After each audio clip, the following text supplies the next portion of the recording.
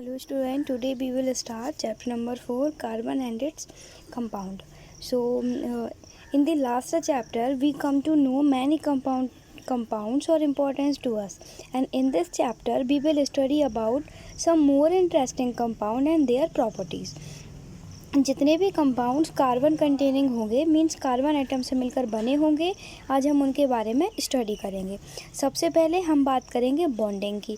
देखिए last class में हमने आयनिक बॉन्ड के बारे में जाना था, ओके, कि आयनिक बॉन्ड का फॉर्मेशन होता है एंड जितने भी आयनिक कंपाउंड होते हैं सारे के सारे हाई मेल्टिंग और बॉइलिंग पॉइंट्स को रिप्रेजेंट करते हैं एंड इलेक्ट्रिसिटी को कंडक्ट भी करते हैं इन सॉल्यूशन और मॉल्टन स्टेट। तो हम जानेंगे जितने भी कार्बन कंपाउंड होते हैं उनके बीच में किस टाइप की बॉन्डिंग होती है।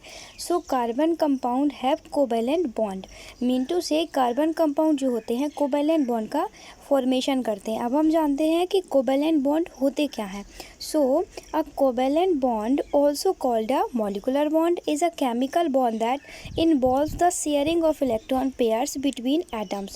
These electron pair are known as shared pair or bonding pairs. Okay, कि जब भी कोवैलेंट बॉन्ड का फॉर्मेशन होगा तो किसके थ्रू होगा? Sharing of the electrons and the stable balance of attractive and repulsive forces between atom and they share electron is known as covalent bonding. And covalent bond are three type: single covalent bond, double covalent bond and triple covalent bond.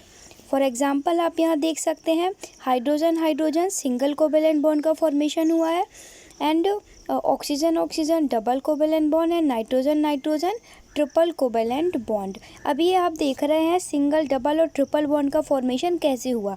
तो आपको बता दें कि जब भी कोई atom bonding करता है तो अपने ऑक्टेट को कंप्लीट करता है, ठीक है। ऑक्टेट मतलब कि वहाँ उसके सेल में 8 इलेक्ट्रॉन प्रेजेंट होने चाहिए, ठीक है। अभी हाइड्रोजन के केस में देखिए हाइड्रोजन के पास में एक ही इलेक्ट्रॉन प्रेजेंट है एंड यदि ये अपना electronic configuration group number 18 element noble gases की तरह कर लें तो ये स्टेबल स्पीसीज हो जाती हैं।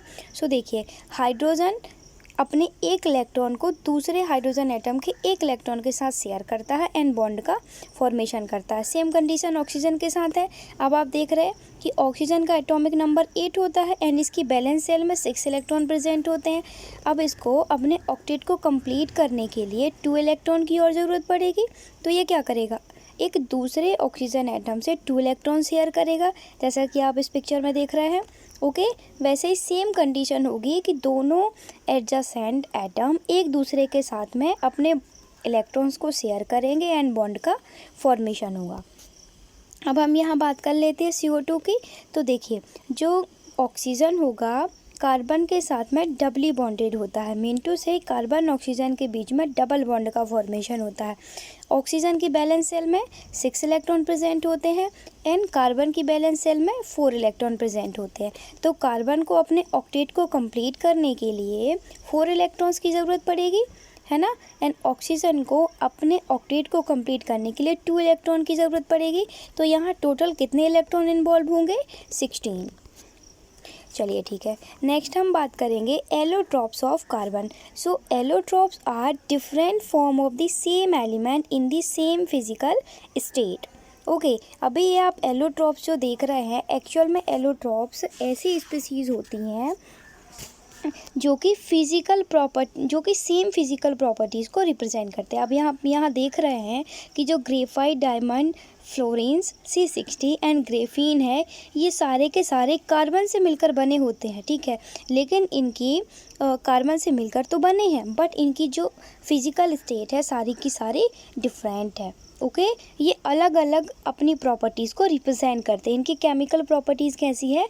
डिफरेंट। सबसे पहले हम बात करेंगे डायमंड की। So in diamond each carbon atom is bonded to 4 other carbon atom and forming a rigid 3 dimensional structure, okay. मतलब कि जो कार्बन का जो डायमंड एलोट्रॉप है, ठीक है, जिसके एक कार्बन से 4 दूसरे कार्बन एटम अटैच होते हैं, सारे के सारे सिंगल बॉन्ड बनाते हैं, ओके। एंड इसका जो स्ट्रक्चर होता है 3 डायमेंशनल स्ट्रक्चर होता है, ओके। इसके अलावा जो डायमंड होता है ये इलेक्ट्रिसिटी को कंडक्ट नहीं कर सकता। ओके, नेक्स्ट हम बात करेंगे ग्रेफाइट की। Okay, so in graphite each carbon atom is bonded to 3 other carbon atom in the same plane giving a hexagonal array. अब आप देख रहे हैं, आपको यहाँ पर लेयर स्ट्रक्चर दिखाई दे रहा है और एक कार्बन एटम 3 कार्बन एटम से जुड़ा है। लेकिन देखिए कार्बन की टेंडेंसी क्या होती है, tetravalent, mean to say carbon 4 bond बना सकता है। अब यहाँ सिर्फ 3 बॉन्ड बनेंगे तो एक बॉन्ड खाली है, तो ऐसे तो हो नहीं सकता है। तो कार्बन क्या करेगा, किसी दूसरे कार्बन एटम के साथ में एक जगह डबल बॉन्ड का फॉर्मेशन करता है। Okay, so in case graphite के केस में एक कार्बन एटम 3 कार्बन एटम के साथ में अटैच होता है, जिसमें carbon carbon double bond present होता है। इसके अलावा हम बात करेंगे फ्लोरेंस, ठीक है, जैसे C60 भी बोला जाता है। इसका वॉल लाइक स्ट्रक्चर होता है, ठीक है। देखिए एंड ये जो अब अभी हमने बात की ग्रेफाइट और डायमंड की, these 2 different structure result in diamond and graphite having very different physical properties. दोनों की फिजिकल प्रॉपर्टीज़ डिफरेंट हैं, दोनों के स्ट्रक्चर आप देख सकते हैं कि डिफरेंट हैं। डायमंड में एक कार्बन 4 कार्बन एटम से अटैच होता है, जबकि ग्रेफाइट के केस में एक कार्बन एटम 3 कार्बन एटम से अटैच होता है। ओके, डायमंड जो होता है एक हार्डेस्ट सब्सटेंस है, आपने देखा होगा, जिसका ज्वेलरी में यूज़ किया जाता है, ठीक है। एंड ग्रेफाइट जो होता है स्मूथ होता है एंड स्लिपरी होता है, मीन टू से जब आप इसे हम हैमर से प्रेशराइज करेंगे ना तो ये लेयर में टूट जाता है। Okay, and graphite is also a very good conductor of electricity. Okay, so I hope आपको एलोट्रॉप समझ में आए होंगे। नेक्स्ट हम बात करेंगे वर्सेटाइल नेचर ऑफ कार्बन। सबसे पहली बात तो ये है कि कार्बन जो है कोवेलेंट बॉन्ड का फॉर्मेशन करता है, और कोवेलेंट बॉन्ड का फॉर्मेशन कब होगा, जब इलेक्ट्रॉन्स की शेयरिंग होती है। Okay, and we have also seen the structure of simple carbon compounds like methane है, इथेन, प्रोपेन, ब्यूटेन, पेंटेन, ये हमने 9th क्लास में भी देखा था। ओके, सो यहाँ हम फिर से डिस्कस करेंगे इन सब चीज़ों को। अभी हम बात करते हैं versatile nature of carbon. Okay, so जो मोस्ट इम्पॉर्टेंट है tetravalency, mean to say tetravalence mean to से इसकी बैलेंस सेल में 4 इलेक्ट्रॉन प्रेजेंट होंगे। ओके, एंड ये 4 बॉन्ड बनाने के लिए रिस्पॉन्सिबल होते हैं। So carbon is a tetravalent in nature and forms covalent bond by sharing electrons and with 1 2 3 और 4 कार्बन एटम्स और atom of the other elements और ग्रुप ऑफ एटम्स, ठीक है। अब ज़रूरी नहीं है कि कार्बन कार्बन के बीच में ही बॉन्ड बने, ये दूसरे अदर एलिमेंट पीरियोडिक टेबल में जितने भी एलिमेंट्स हैं उनके साथ में बॉन्ड बना सकते हैं। ऑक्सीजन है, नाइट्रोजन है, क्लोरीन, ब्रोमीन, हाइड्रोजन, है ना। एंड बहुत सारे फंक्शनल ग्रुप भी है, एल्कोहलिक ग्रुप है, कार्बोक्सिलिक ग्रुप है, तो ये इनके साथ में बॉन्ड भी बना सकता है। So tetravalency first versatile nature, and second यदि हम बात करें तो strong carbon carbon covalent bond. यदि कार्बन कार्बन के बीच में बॉन्ड बन रहा है, चाहे वो सिंगल हो, डबल हो या ट्रिपल हो, कैसे होते हैं, बहुत ही स्ट्रॉन्ग बॉन्ड। ओके, नेक्स्ट हम बात करेंगे unique nature of carbon. So first unique nature है कैटिनेशन। कैटिनेशन मीन टू से जो कार्बन होते हैं, कार्बन एटम होते हैं, ये ability to form chain of atoms, ठीक है ना, ये एक चेन बना सकते हैं। ये चेन कितनी भी लंबी हो सकती है, एंड इस चेन को बनाने के लिए एक सिंपली फार्मूला होता है, जैसे हम एल्केन का फार्मूला बोलते हैं CnH2n+2, और n की वैल्यू आप क्या पुट करेंगे, 1 2, आप जितनी चाहे उतनी पुट कर सकते हैं, ठीक है। एंड नेक्स्ट क्या है, the ability to form multiple bond, जो हमने अभी बात की, डबल बॉन्ड और ट्रिपल बॉन्ड।